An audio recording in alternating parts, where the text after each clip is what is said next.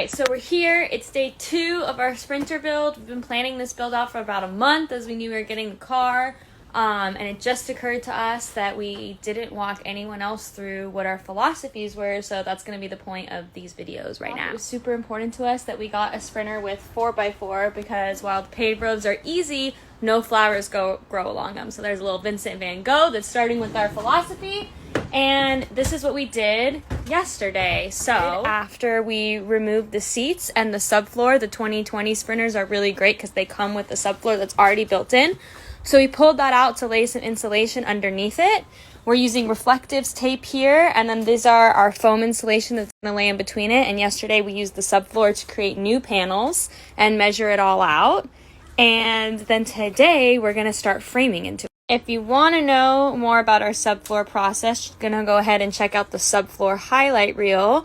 But for now, getting back into our philosophy, one of the other things we knew basically right away was that we really wanted to have a garage area. So a garage is basically a trunk. And what it is that gives you space to put all your adventure gear, your coolers, your bikes. You don't have to have a bike rack off the back. You don't have to strap everything to the roof. You can lock your car at your campsite and go on a hike. You don't have to worry about your stuff getting stolen being outside.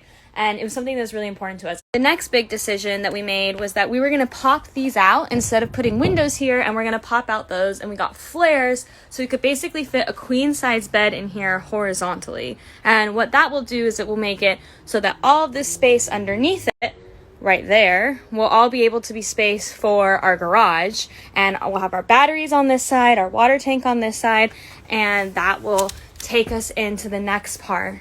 So here, another great thing that the 2020 Sprinter had that we weren't expecting was these beautiful leather panels here.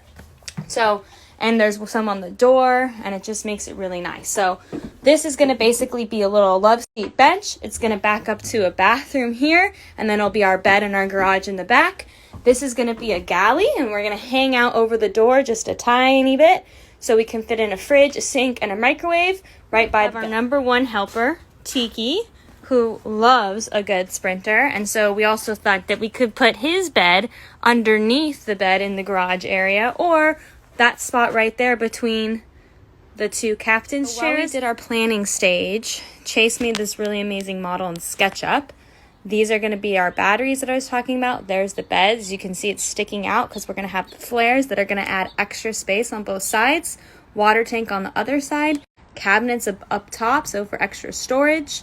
There's the galley that's hanging out. This big box is going to be our bathroom with a shower and a cassette toilet. We got our little love seat here, so you can kick back and have a view with the door open. And there's going to be the galley. We got a sink, a fridge, and it'll be a microwave up top. Next step in the subfloor is that we're going to try to frame everything out with these aluminum tubes that we got. Now, the reason why we're doing that is because we're going to build basically modules out of 80/20 aluminum.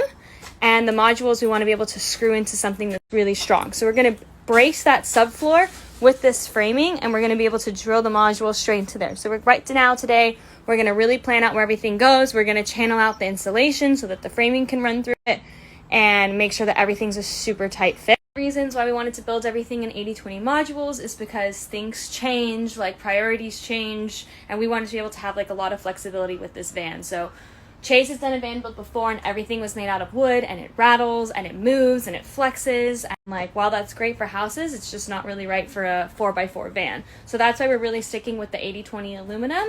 And then we can decide, let's flip the galley to the other side, or let's rip this love seat out. And it won't be a big deal because everything's going to be built in this solid chunk that can be easily moved. All right, so now that you know the philosophy for our van build, follow along and see what happens.